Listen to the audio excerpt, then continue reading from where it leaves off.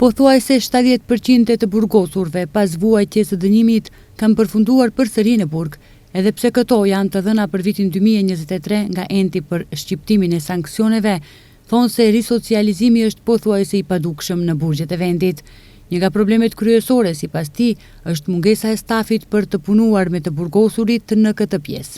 Rreth 67-68% të burgosurve në Maqedoni janë të kthyer. Kjo do të thotë se nuk kemi as pak ose kemi shkallë shumë të ulët të risocializimit. Do ta marr përsëri shembullin e burgut të Idrizovës, përkatësisht mendoj se edhe në departamente të caktuara kemi disa qindra të burgosur që të shërbejë një person për risocializim, thonë nga enti për shqiptimin e sanksioneve.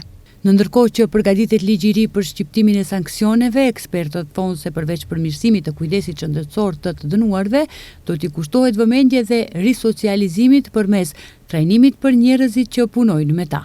I kemi kushtuar vëmendje të madhe të drejtave të burgosurve, nga aspekti i arsimit, nga aspekti i kujdesit shëndetësor, nga aspekti i së drejtës për punë, dhe gjithë kjo është në pajtim me ndryshimet në Ministrinë e Arsimit, ndryshimet në fushën e shëndetësisë.